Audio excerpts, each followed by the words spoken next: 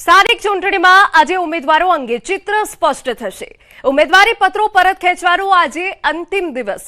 બપોરે 3 વાગ્યા બાદ ઉમેદવારો અંગે ચિત્ર સ્પષ્ટ થશે। બિનહરીફ થવા ઉમેદવારો લગાવશે એડી ચોટીનું જોર। અત્યાર સુધી 4 નગરપાલિકામાં ભાજપને પૂર્ણ બહુમતી મળી છે। સાથે જ રાજ્યમાં અત્યાર સુધી 300 થી વધુ બેઠકો બિનહરીફ થઈ છે। એટલે કે બપોરે 3 વાગ્યા બાદ ફાઇનલ ઉમેદવારોની યાદી તૈયાર થઈ જશે।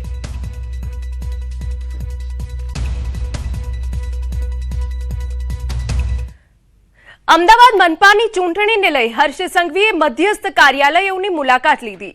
બાપુનગર વોર્ડના મધ્યસ્થ કાર્યાલયની મુલાકાત દરમિયાન કહ્યું કે કોઈ સવારે પાણીનો પ્રશ્ન લઈને આવે તો મોઢું નથી બગાડવાનું। આજે જ્યારે આપણે કોર્પોરેટર બનવા જ્યારે આપણે સેવા કરવા માટે નીકળ્યા છે તો વહેલી સવારથી તૈયારી રાખવાની। સવારે 6 વાગે 7 વાગે લોકો તમારા ઘરની બહાર આવશે અને ત્યારે અગર એ પાણીની ફરિયાદ લઈને આવે કે રોડ રસ્તાની ફરિયાદ લઈને આવે તો ત્યારે ક્યારેય આપણે મોઢું નથી વગાડવાનું, કારણ કે એના માટે તો એ જ કામ સૌથી મોટું છે। અને મહત્વના સમાચાર, વાવ થરાદમાં સ્થાનિક સ્વરાજ્યની ચૂંટણીમાં કોંગ્રેસે પોલીસે લીધી આડે હાથ। જિલ્લા પંચાયત કોંગ્રેસ ઉમેદવાર સિદ્ધાર્થસિંહ ચૌહાણે પોલીસે ચીમકી આપી।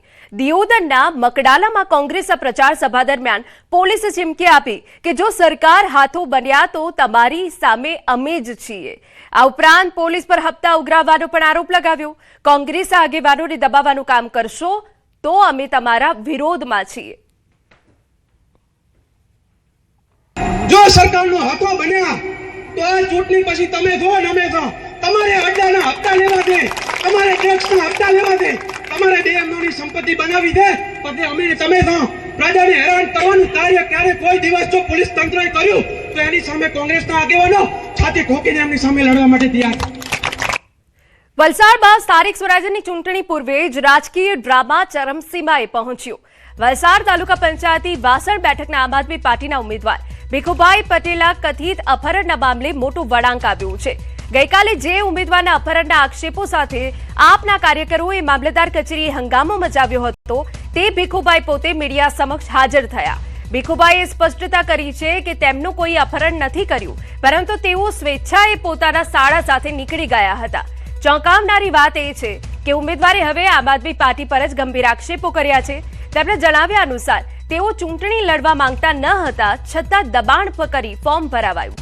હવે પાર્ટીના અગ્રણીઓ તેમના પરિવારને ધમકાવી ખોટી પોલીસ ફરિયાદ કરવા દબાણ કરી રહ્યા છે। ભીખુભાઈએ હવે ચૂંટણી લડવાનો ઇનકાર કરી ફોર્મ પરત ખેંચવાની તૈયારી દર્શાવતા વલસાડના રાજકારણમાં ખળભળાટ મચી ગયો। હું મારા ઘરે જવા માટે નીકળ્યો, પછી મારા શાળાને મેં ફોન કર્યો, મારા શાળા જોડે હું એની ઘરે નીકળી આવેલો ને રાતના આવીને આ લોકો આમ આદમી પાર્ટી મારા ઘરે આવીને મારા છોકરા લોકોને ટોર્ચર કરે એટલે હું બહાર મારા શાળાની ઘરે અહીંયા કોઈ નથી, આ લોકોને આવીને ટોર્ચર કરી ગયા એમ। મારે એટલું કેવું છે કે મારે આ લડત નથી લડવી ને મારે ફોર્મ મારું રીતના મેં ખેંચી લેવાનું છે, બસ બીજું કંઈ નથી। એટલે મને બોલજબરીથી લોકોએ ફોર્મ ભરાયું ને મારે હવે મારી રીતના મારે પાછું ખેંચી લેવું છે, બસ ને આ લડત મારે નથી લડવી। આમ આદમી પાર્ટી લોકો એમ કહે છે કે મારું કોઈ અપહરણ કર્યું નથી, હું મારી રીતના મેં મારી ઘરે સેફ છે, મારા કોઈ છોકરે। સમાચાર અમદાવાદમાંથી, રામોલ હાથીજડ વોર્ડના વધુ એક કોંગ્રેસ ઉમેદવારે વિડીયો શેર કર્યો। પૂર્વ કાઉન્સિલર અને હાલના ભાજપ ઉમેદવાર મૌલિક પટેલ પર ધમકીનો આરોપ કર્યો।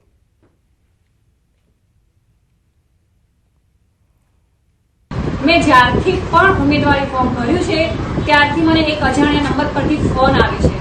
મેં તપાસ કરી તો મને જાણ થઈ કે આ નંબર મૌલિક પટેલ નામના વ્યક્તિનો છે, જે મને પૈસાની લાલચ આપીને બેસાડવા માંગે છે કે ભાઈ તમે ફોર્મ પાછું ખેંચો।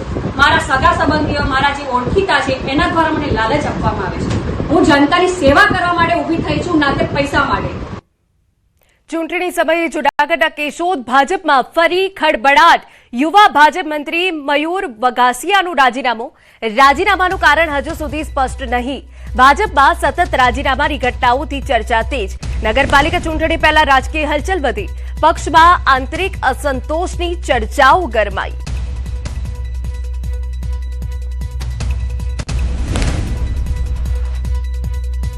તો ચૂંટણી સમયે જૂનાગઢના કેશોદ ભાજપમાં ખળભળાટ મચી જવા પામ્યો છે।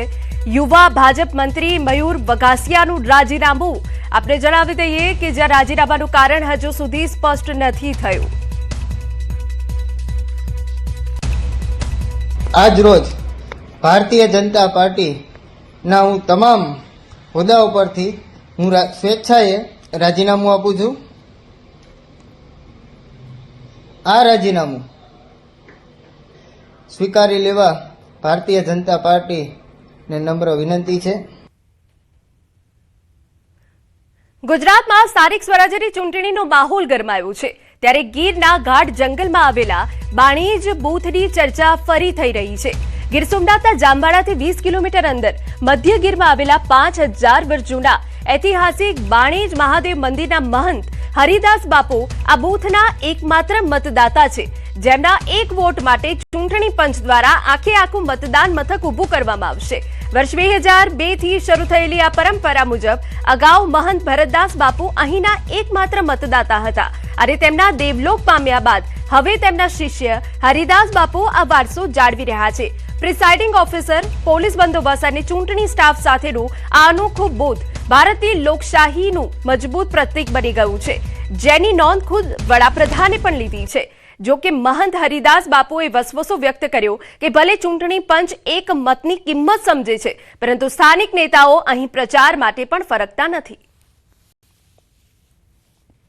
मैं अपना चुनाव करता हूं और अपने चुनाव आयोग को खूब खूब आभार देता हूं कि एक मत की इतनी अहमियत समझते हैं, एक बूथ के लिए सारी व्यवस्था करते हैं. मोदी साहब लेते, बड़े नेताओं सभी जितने भी हैं सभी बहुत उसकी अहमियत है, पर लोकल नेताओं को क्या है, उनको एक बूथ से एक वोट के लिए कोई जाएं 20 किलोमीटर अपना समय बर्बाद करें, ऐसा लगता है मेरे को, इसलिए वो शायद नहीं आते. સમાચારમાં આગળ વધીએ. ગીર સોમનાથ જિલ્લા પંચાયતી વેલણ બેઠકના ભાજપના ઉમેદવારનું ચોંકાવનારું નિવેદન.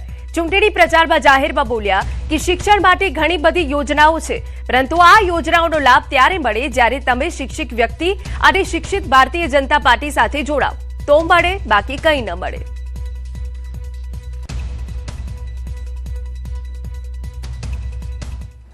બીજા ગામે જાઓ, તમારી શેરીમાં તમારા જ પેરેન્ટ્સને સ્વાસ્થ્ય આપો. અને એવડા એવડા છોકરા 12મું ભણીને કોલેજ કરતા હોય તો તે આપણા વિસ્તારમાં કોલેજ કઈ રીતના કરે? તો કે ભાઈ ખાલી એક્ઝામ દેવા જાય આપણે. તો એ સમયમાં આપણે આપણા સ્વાસ્થ્યનું ધ્યાન રાખતા રાખતા પૈસા કમાઈ શકીએ અને આપણે ખુદની ફી આપણે ભરી શકતા હોઈએ. એવી ઘણી યોજનાઓ છે આપણે કે એનો લાભ લઈ શકીએ. તો તમે શિક્ષિત વ્યક્તિ અને શિક્ષિત ભારતીય જનતા સાથે જોડાવ ને તો આના લાભ મળે. તમે જોડાણા જ નથી અને આપણી પાર્ટી સાથે જોડાવ ને તો આનો લાભ કઈ રીતના તમને ખબર જ ન હોય. બીજા